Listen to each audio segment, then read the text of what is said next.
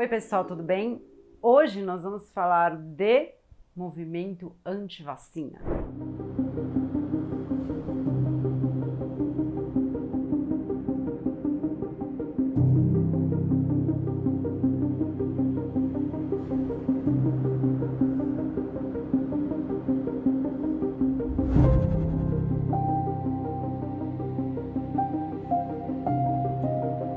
Oi pessoal, bom, eu quis gravar esse vídeo porque eu acho que é um assunto bem pertinente e eu não tô aqui para brigar com ninguém, apenas para tentar explicar um pouco como que funciona a neurociência que vem por trás deste movimento anti-vacina. E eu resolvi gravar também porque eu apresentei um artigo num congresso ano passado falando sobre esse tema, e estudei bastante esse tema, então eu vou deixar aqui linkado para vocês verem e se quiserem checar todas as fontes e dar uma pesquisada melhor, deem uma lida no artigo que tá bem legal e eu não vou conseguir falar sobre tudo que eu falo no artigo nesse vídeo, ok? Isso, inclusive, é o primeiro ponto aqui deste vídeo, para vocês sempre questionarem tudo que vocês estão vendo, inclusive eu, inclusive qualquer um que vocês verem, qualquer informação que vocês recebam. What's this doing here? Pô, essa menina questiona tudo, né? Ela não questiona esse cabelo dela não, ridículo? Sai fora, igual um poodle. Sem noção, ainda bem que não fala português. Até logo, vai a merda. Tchau, querida. Vai a merda. Porque a gente tá num momento muito confuso em que as fake news se espalham muito rapidamente e muitas informações por aí que são irreais. Então, eu acho que a primeira coisa que a gente pode fazer quando a gente recebe uma informação ou vê um vídeo é checar a fonte. Então, se uma pessoa ela vem e faz um vídeo, ela não coloca a fonte daquilo que ela está falando e de onde ela fez a pesquisa, eu acho que já é um motivo para questionar se aquilo é real ou não, ok? Porque não dá pra gente tirar coisas da minha opinião, assim, sem ter nenhuma base para isso. Então é isso, pessoal, vamos começar com o vídeo e vamos falar sobre o cérebro, que eu amo. Então, o que acontece? Como eu já expliquei num outro vídeo, que é um vídeo que eu fiz sobre ilusão, eu vou deixar linkado aqui, que é bem legal esse vídeo. Quando a gente está falando, né, do cérebro e a gente fala do mundo, a gente precisa entender um pouco que a gente não vê o mundo real como ele é. Um exemplo disso são todos os estímulos visuais. Não existe cor no mundo, por exemplo. O nosso cérebro que traduz a quantidade de luz que bate numa cor. Tô dando só um exemplo, mas isso pode ser levado aí para outras esferas. A gente também não ouve todos os sons, e os sons também, eles são vibrações do ar, então eles não são sons, na verdade. E por aí vai.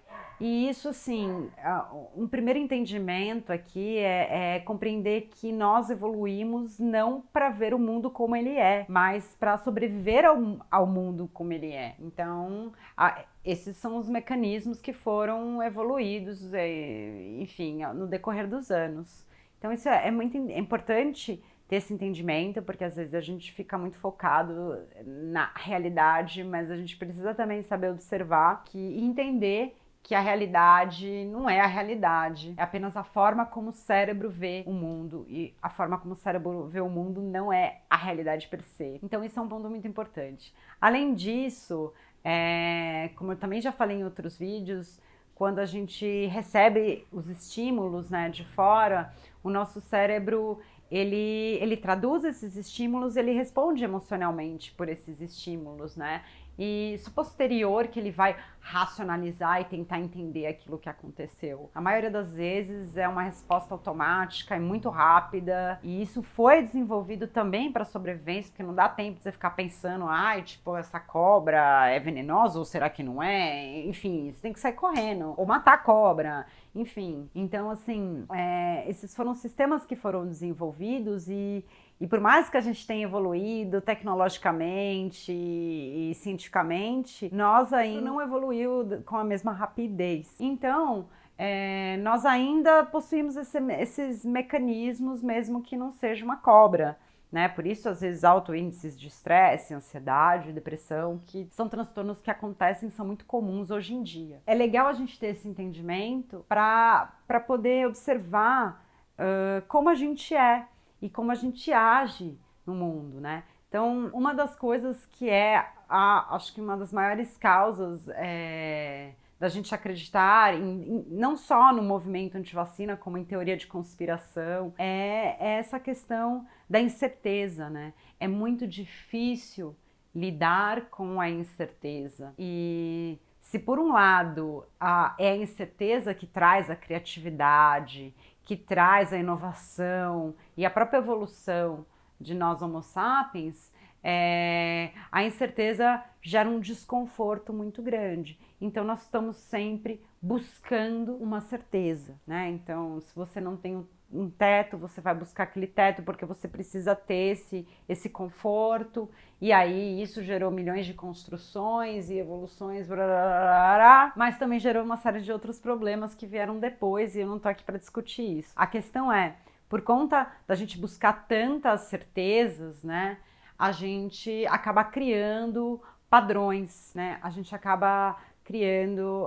padrões de entendimento e construções para tentar compreender aquilo. E às vezes é mais fácil, sei lá, quando eu olho para o céu, eu vejo uma estrela caindo, é natural entender que tem algum ser ou algo que esteja fazendo aquilo, do que eu simplesmente olhar e ver que é um cometa e que ele é um asteroide que está muito rápido, blá, blá, blá, blá.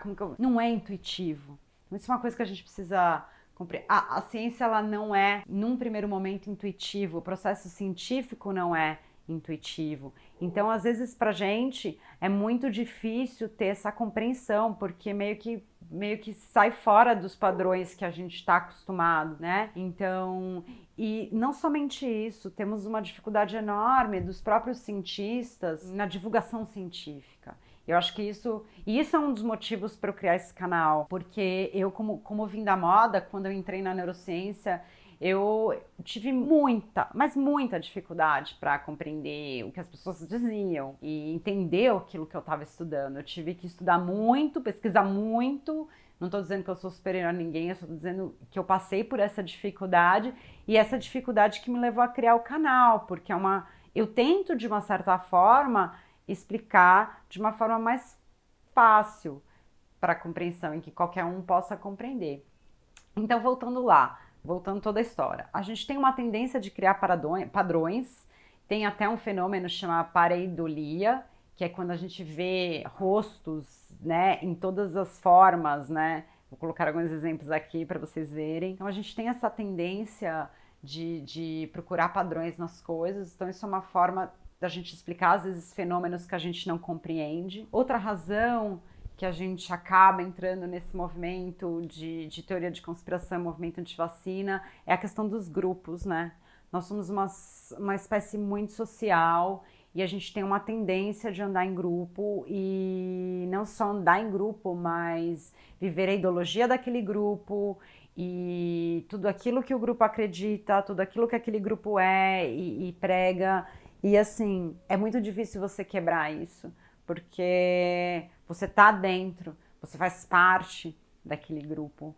Então, às vezes nem passa, muitas vezes, a vida inteira nem passa pela nossa cabeça, né, que aquilo pode não ser real, então é muito difícil. Outra razão porque a gente tende a ter a olhar com um olhar tão forte, né, para teorias de conspirações e também para o movimento antivacina, também dentro dessa questão de grupo, a gente tem uma tendência a olhar para o outro grupo e olhar o outro grupo como inimigo, né? Isso é uma coisa muito forte dentro da nossa espécie, que não é só dentro da nossa espécie, os primatas também, eles fazem isso. Eles brigam entre os seus grupos de realmente, a gente faz isso, né? Olha o tanto que tem de guerra, mas a gente vê esse movimento muito forte na política hoje, e é por conta disso. E isso tem uma explicação também neurocientífica, que o próprio hormônio, que é o hormônio do amor, a oxitocina, ele é um hormônio que leva ao amor, à empatia,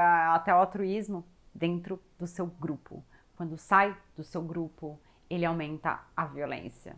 E tem um livro muito legal chamado Comportamento, Robert alguma coisa, eu vou deixar o link aqui, que fala bastante sobre isso, inclusive explicando se testosterona realmente é um hormônio violento ou não. É muito legal, gente. Leiam esse livro. A gente tem essa questão de grupos muito, muito, muito fortes e que faz com que a gente acabe indo pro lado, né, do que a nossa amiga mandou, a informação que a nossa amiga mandou, ao invés da gente pesquisar. E como eu disse, esse movimento científico, ele não é intuitivo. É mais fácil eu acreditar numa narrativa de um cara que era iluminado e andou em cima da água, do que eu olhar e acreditar que, tipo, uma vacina tem que ser tomada para conter um vírus mortal. Outro fenômeno que a gente tem costume de fazer, e que é um outro motivo, né,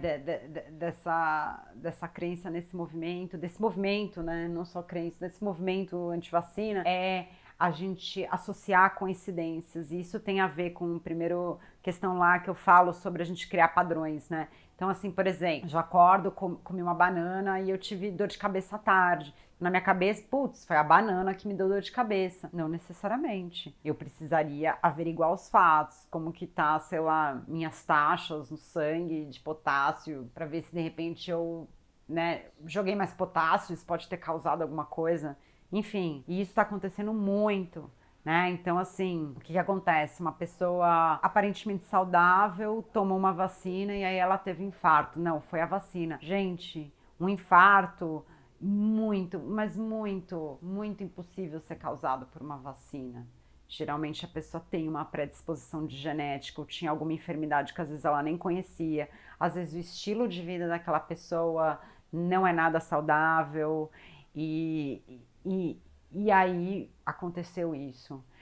Eu não estou dizendo que aqui que vacina não causa efeitos colaterais, causa sim, e tem muitos estudos falando sobre isso, mas a porcentagem é muito, muito, muito pequena comparado ao que uma vacina protege de uma doença extremamente mortal e que está se mutuando e vai continuar assim por conta da falta de pessoas tomando vacina e se cuidando. Uma coisa que é preciso compreender dentro da ciência, e talvez isso traga também mais confusão, a ciência nunca é 100%, porque não existe, o mundo não é binário, não é tipo ou isso ou aquilo. E eu fiz um vídeo sobre isso quando eu falo sobre incerteza. O mundo não é binário, o mundo é probabilístico. São probabilidades das coisas. Para a gente é muito difícil ter essa compreensão, eu digo isso porque eu até hoje tenho muita dificuldade de ter essa compreensão de que eu quero a certeza, eu quero saber, isso é sim ou não? É talvez. É sim, 90% de chance, não sei quantos por cento de chance. E a ciência, ela não vai te trazer certeza absoluta, porque ela não trabalha dessa forma. A ciência, ela trabalha com probabilidades, com estatística, certo? Então é o que aconteceu na maioria, na grande maioria, e ela tem que informar essa minoria. Faz parte da ciência. E a partir daquele estudo, eu posso refutar aquele estudo, olhar e falar, não, talvez não seja bem assim. E isso que é o lindo da ciência. Eu posso ir lá, pegar a metodologia que aquele cara fez, fazer a mesma metodologia e verificar se aquilo é certo ou não. Isso é ciência. É aquela metodologia que é criada para comprovar uma hipótese que eu acho que é, ou não é. Então, é muito difícil para a gente ter essa compreensão de que não existe algo 100%. E a ciência, ela tá aí para trazer isso, para mostrar isso. Então, eu vejo que esse também é uma das razões que traz muita dificuldade de compreensão e aí já leva a 1 milhão de coisas do tipo, o cara tomou a vacina e aí ele teve um infarto e foi por causa da vacina. Não necessariamente, né? Tem que olhar o histórico, tem que olhar a genética, tem que olhar o estilo de vida da pessoa e 1 milhão de coisas para a gente avaliar e falar, é isso, então não vou tomar porque tá todo mundo morrendo por causa da vacina. Não, se a vacina não funcionasse, com tanto de caso que a gente tem hoje, a gente teria muito mais mortes. O que está segurando? É a vacina. É simples. Então é isso, pessoal. Se quiser comentar, comenta aqui abaixo. Verifica essas fontes que eu comentei aqui, que eu vou deixar no link na descrição. Desejo para vocês uma ótima semana. Continuem se cuidando, tomem vacina e até a próxima. Beijo, tchau!